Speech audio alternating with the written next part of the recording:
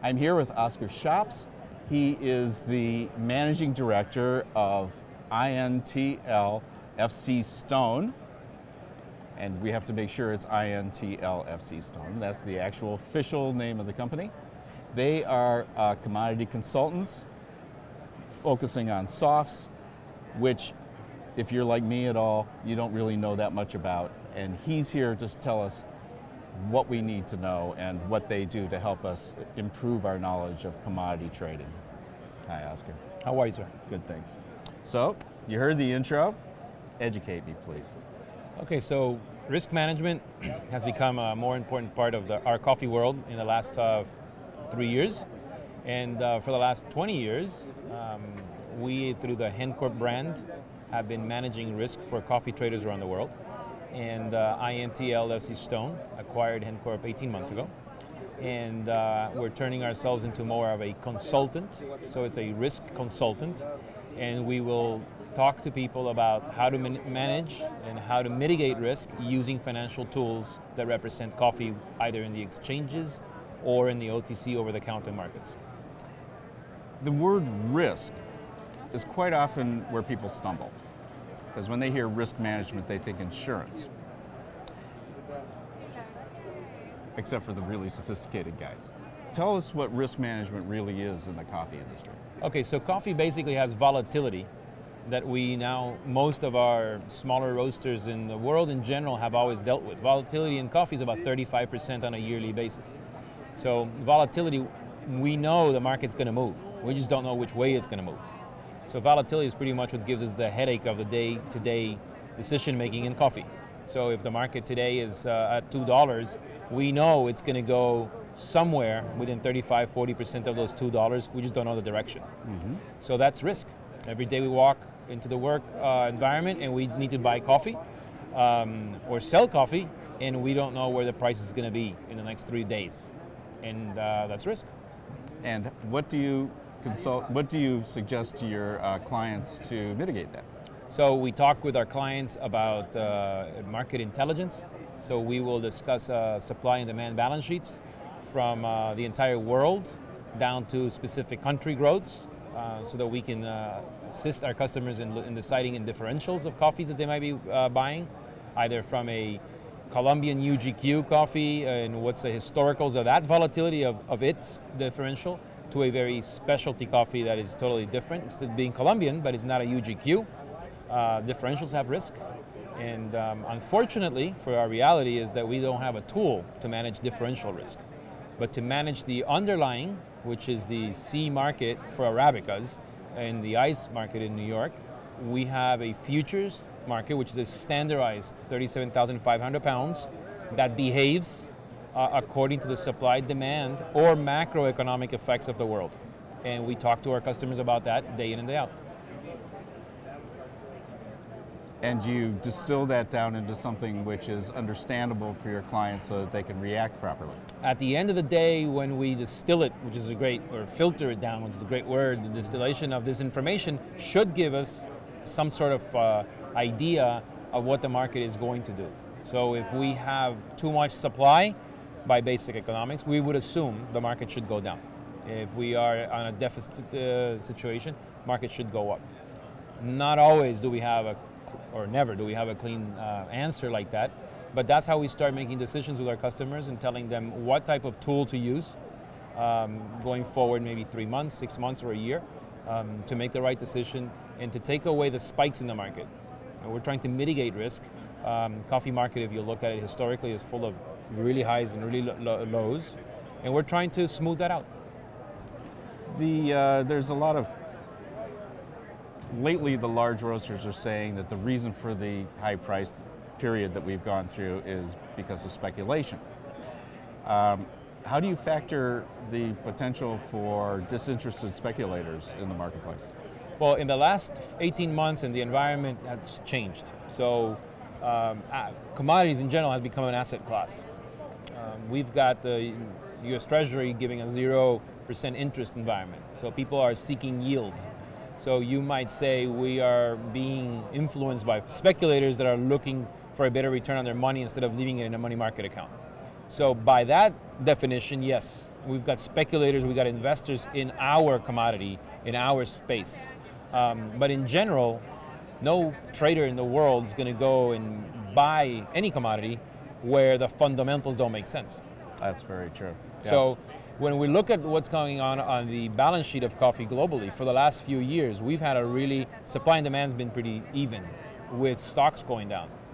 So as we've been depleting these older stocks, and the world now sits at around 20% stock to usage ratio, we kind of give them also a reason to come in and speculate and invest in our space. We welcome them because the amount of product we have to sell is less. And they give us liquidity. Mm-hmm. And hedgers are seeking to transfer risk.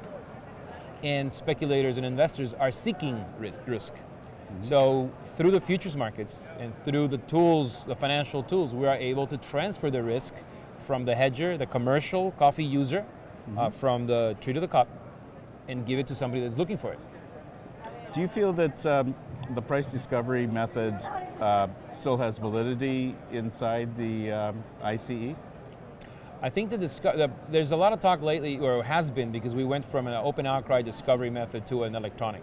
Right. So people are saying that the appearance of the electronic platforms has allowed a faster medium for money to go in and out. So capital can go in and out and move faster, which is the reality of the world. So I think the discovery is still there. It's just that we have a quicker way to do it. So the volatility, if you go back into the 70s, we used to do everything via telex. So now then we did it via fax. And now we're staring at the screen in a second. So it's just faster.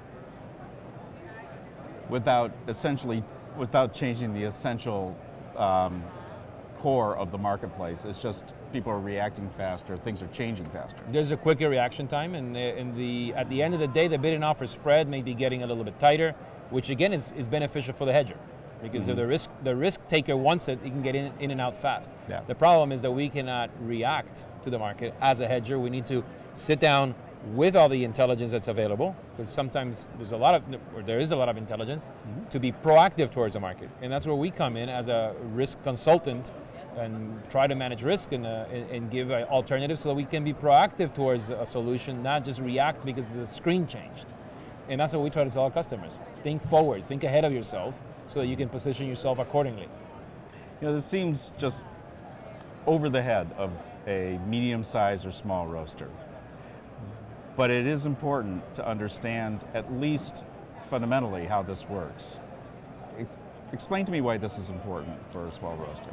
Well, at the end of the day, this volatility, a lot of people in this specific industry of the specialty world thought that the New York market, the New York C contract, was not representative of their world, or our world. And what we have noticed, as the benchmark has had this tremendous volatility coming out at $1 and going to about $3 in the last 3 years or so on, we realized that even though the C market is this obscure object or situation going on in New York, it doesn't represent coffee. It really does, because when we're looking at differentials or flat prices for the roasters, it's always measured against New York. So if New York is going up and down 8% on a daily basis, mm-hmm. or possibility of doing so, then what happens to the price of your own coffee is not affected by the specific growth or the specific quality. That particular day, it may just be affected by what happened in the C market. And that's why people have to, learn, train themselves. Every risk program, we call it IRMP, Integrated Risk Management Program, which is built by looking at objectives and risk tolerances and training and measuring all the outcomes and watching climate and political influences in the market. And that's what you need to do to be proactive. It's very true. And for a small roaster, understanding that, at least at some level, helps them predict for their customers. Yeah, we're not necessarily saying that a small roaster, medium roaster, maybe the economies of scale don't permit that they go out and open a futures account. Right. And that's fine. But they do have to understand that everything that happens day in, day out of their world is being affected by something. And like I said earlier, if they thought that this world was not part of influence of their day-to-day, well, now they're realizing that it is. So I think the suggestion is, or the message is, get legged up, get trained in understanding why these things happen, not necessarily for you to trade on your own account, but at least when you have a relationship with a supplier that you're on the same page, and that you know that coffee prices, underlying coffee prices may change by 40% in the next year. We just don't know which way. So at least that way, you can have a conversation. Yes, and is there anything additionally you'd like our readers to know about you, about INTL FCStone, and as well as Coffee Network, which is growing into a combination with. Right. So Coffee Network has also been acquired by INTL FCStone. And as always, the model has been the model of intelligence. And Coffee Network, we've always called it intelligence and beyond. And what we're trying to do is in one specific internet address and website, have anything that you want to know about coffee. So we'll have from the quotes of what's happening on a day-to-day at ICE, to commentary on reality of what's happening in differentials, commentary of what's happening around the world, economic-wise, macroeconomic-wise, and climate and everything that influences coffee at every level. So by having the coffee desk, where we manage risk, and the consulting desk, we also have Coffee Network, which delivers it electronically. So e-commerce is being taken, some smaller roasters or medium-sized guys that can't be sitting in the screen all day long in the office, they have access in the internet. And that way they know what's going on and what we're doing. And the Coffee Network is the medium that we use to communicate with them. That's great. All right. Thank you very much. I appreciate it. Thank you very much. Thanks. Appreciate it.